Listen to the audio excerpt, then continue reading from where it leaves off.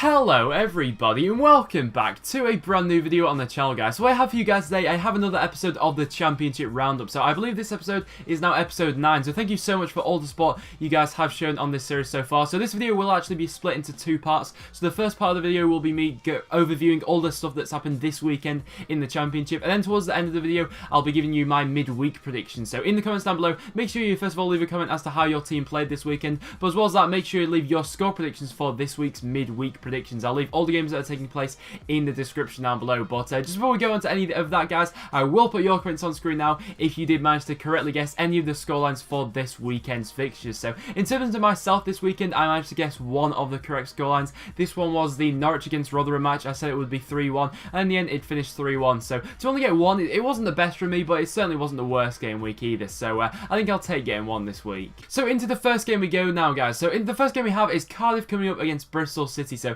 these games here was being played on a Friday night, and this will actually manage to finish 2-1 to Cardiff in the end, so a massive statement from intent from them, of course. And it was actually Neil Warnock's first win as Cardiff manager. It was his first game as Cardiff manager, and he obviously managed to claim the win in this game. In the first half, Bristol City, they looked off the pace in this match, really. It was a real strange one, because so far this season, what we've come to expect with Bristol City, you know, the sort of side which they're quite fast and tenacious, but really that wasn't on show in the first half, and Cardiff were able to capitalise on that in the first half, as they went in at half-time 1-0 up. And Sol Bamba in this match had a terrific match for Cardiff. He actually managed to score a goal, but as well as that, the defending he showed was absolutely terrific throughout this match, and it was, you know, part of his responsibility really to keep players like Tammy Abraham of Bristol City quiet, and in the end they managed to do that. Lee Tomlin did, however, give Bristol City a little bit of hope at one point in this match with a fantastic long-range effort going in, but they were unable to equalise despite how close Bobby Reid came, especially towards the end of the match. But a fantastic result for Neil Warnock here. So Cardiff fans, what do you think of the appointment of Neil Warnock? Surely it must be a good thing. Our next match we then go to, guys, was also being played on a Friday night. This one we have here is Nottingham Forest coming up against Birmingham. So this match actually managed to finish 3-1 to Nottingham Forest in the end, and I have to say, from what I was predicting, I wasn't expecting this result. I actually predicted that it'll be a 1-1, but if I had to favour any of these sides to win, I would have said Birmingham would have walked away with a victory in this match, but that was just not what happened. And in the first half, Forest did have a goal disallowed. However, they still went in at half-time with a 1-0 lead thanks to a Lee High goal. And throughout this match, Birmingham they didn't really show, similar to Bristol City really, they didn't really show the traits which people have come to expect of them from what they've shown so far this season. They had a very flat performance is what I'd describe it as, and Forest were able to pounce on that, and they showed great energy in this match really. Montagnier had been put under a little bit of pressure prior to this match really, and obviously there's the whole situation with the Nottingham Forest owners at this point in time, so leave in the comments down below what you think of that, Nottingham Forest fans. But this side was absolutely fantastic for them. They showed a lot of energy. The only downside for Nottingham Forest in this match was that Nicholas Bentler did go off on a stretcher, so we hope that one's not too serious for him. Our next match we then go into, guys, is Barnsley coming up against Fulham. So a massive scoreline at Oakwell this one. Fulham actually managed to walk away from Oakwell with a 4-2 victory. That is absolutely insane. But this game looked to be quite neck and neck really in the first half, especially as the teams went into half-time at 2-2, and I think that sloppy defending really left Barnsley exposed in this match, and Fulham were able to take advantage of that by scoring 2 second-half goals, of course, and Barnsley were unable to spark a comeback in this match, especially as Scowen got sent off in the second half, which really didn't help their cause. And I think this result especially was a massive result for Fulham, and the reason I say that is because prior to this result they seemed to be going on a bit of a downward spiral, and this has, hopefully for Fulham's sake, will have stopped that downward rot now, and they'll be helping to build on this. So Fulham fans, what do you think of this result? And Barnsley fans as well, are you a bit concerned by that result? The next match we then go into, guys, is Blackburn coming up against Ipswich Town. So this one managed to finish as a goalless draw in the end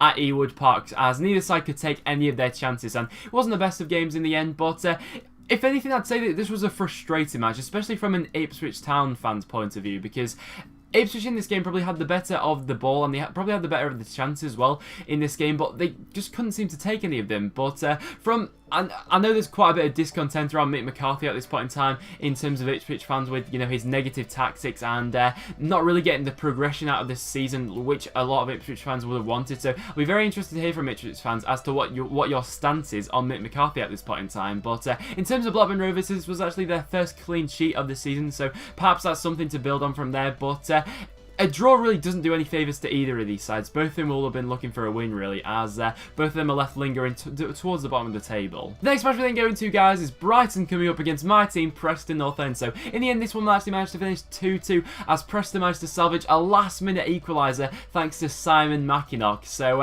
in this game, Jordan Hugill managed to put Preston 1-0 up after about 15 minutes after a blunder from Bruno and Stockdale. I'm not sure what Stockdale or Bruno was doing in this situation, but like I said, it was sloppy defending from Brighton there, which really allowed Preston to get back into this game. But after that, Brighton seemed to turn this game around, and up until the 92nd minute, they were actually 2-1 up in this match. And really, they probably should have scored more goals in this match. And if Brighton are going to, you know, go for automatic promotion, which I think should be an aim with the squad they've got, they should be winning these sort of games, of course. And but Preston, you know, credit to Preston, really, we managed to hold on into this game, and despite going down to 10 men because we had an injury late on in this match, we still kept plugging away, and thanks to a Gallagher cross in the very last minute, managed to meet the 6'7" Simon Mackinock in the box. He managed to head home, and it managed to finish 2-2 in the end. So in terms of going into this match, I wasn't expecting to get anything from it, really. So to get a point from it, I was absolutely buzzing with. I was over the moon to get a point from this match. And Preston are now unbeaten in our last 5 matches now. So we definitely seem to have turned the corner this season from our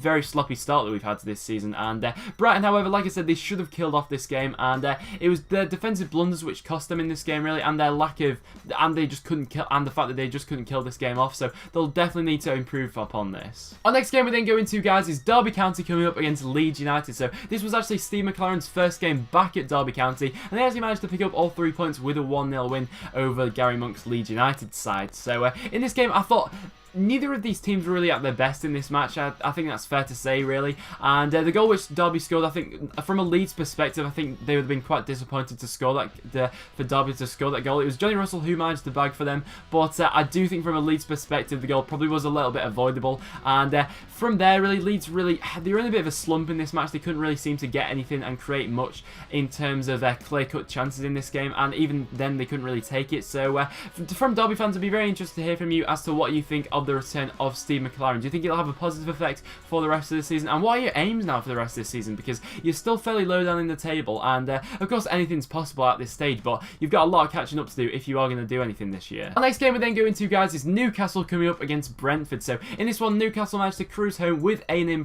very impressive performance, which led to a 3-1 victory over Brentford at St James's Park. So in this game, a Newcastle win was expected in this win, and that's just what happened in this game. So at half-time, Newcastle managed to go into it 2-0 up, and Brentford looked to have a little bit of a surge in the second half. Obviously, it did finish 3-1, but we've got to say, first of all, about Dwight Gale. He's continued his fantastic, rich goal-scoring vein of form he's had since the start of the season. He's managed to bag 2 more goals and add them to the collection. So I'd like to ask Newcastle fans, do you think he's pivotal and your most important player so far this season? Because the goals he'll score really should surge you forward. And Newcastle have actually gone up into the top 2 now, so this was a very big weekend for them, because Brentford are never really going to be a pushover of a side. I think for a couple of goals, maybe the Brentford defending could have been a little bit more tighter. I think they would have been quite disappointed with a couple of goals they did concede today. But going away to Newcastle is always going to be a tough one. So Brentford, of course, will be looking to bounce back next. Our next match we then go into, guys, is Norwich coming up against Rotherham. So this is the match I actually successfully managed to predict with a 3-1 victory to Norwich. So it was quite a comfortable game in the end for Norwich, really. Rotherham, they didn't really seem to test them too much in this game. And Norwich created quite a few chances in this match. They actually created a lot of chances in this match, and I think they probably could and probably should have scored more than 3 goals, if I'm being honest, not being too harsh to Rotherham. But I'd be very interested to hear from Rotherham fans as well as to what's your stance on Alan Stubbs, because currently at this point in time, obviously, you're in the relegation zone.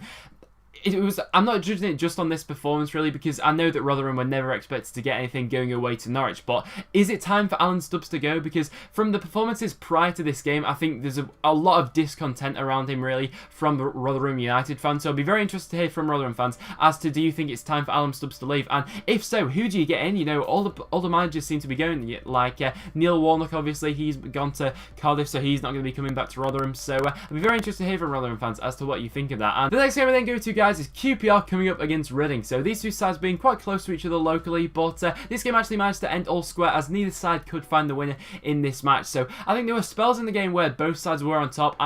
certain points of the game, but and both sides probably could have won it, and a point I'd say probably was the fair result in the end. But I'd be interested to hear from both sets of fans as to what you think the rest of the season has to hold for you, really, because both so far this season have had runs of form which have been absolutely fantastic, where they've been brushing teams aside, but equally to that, both teams have had games where they've really been second best throughout the majority of it. So it's a really interesting standpoint, really, between QPR and Reading as to what you guys think will happen for the rest of the season between them, because you never know, anything can happen, really. Our next match we then go to, guys, is Wigan coming up against Burton Albion. So another goalless draw for this one, as neither side could find the back of the net. So I think going into this game, Wigan, this would have been the game which Wigan will have been targeting to get all 3 points from. So I think from that perspective, they'll have been quite disappointed not to get anything from this match, because a victory in this match would have been massive for them. I mean, because of this, because they only managed to draw this match, they've actually slumped down into the relegation zone now. So a bit of warning signs perhaps going around Wigan at this point in time. I mean, I know it's still early on in the season, but I've got to say, however, in the match itself, Burton Albion were great, especially in the first half. They were fantastic, and they dominated the game, really, in the first half. I thought in the second half, Wigan probably came back into it a lot more, and they looked a lot more comfortable in the second half, Wigan, than they did in the first half. But even so, they still couldn't manage to find the back of the net, and it's just that cutting edge which really seems to be missing from Wigan at this point in time. I think Will Grigg was on the bench for this match, so maybe in January, Wigan need to invest in maybe more of an attacking player to get that clinical edge across for them. But I'd be interested to hear from Wigan fans as to, do you think this season will end in relegation? Let me know down below. The next match we then go to, guys, is Aston Villa coming up against Wolves. So for this one, a local derby, managed to finish 1-1 in the end. So this was, of course, Steve Bruce's first game in charge, and against local rivals Wolves, you know, you'd expect Aston Villa to be really pumped up for this match. But I've got to say, I was expecting Wolves to win this match, considering the form that Aston Villa were currently on and how bad Aston Villa were against my team, Preston North End, prior to this game. I did think that Wolves would storm through this match, but that wasn't the case. Aston Villa actually got off to a very good start in this match, with a Jonathan Kodjia penalty managing to put them 1-0 up.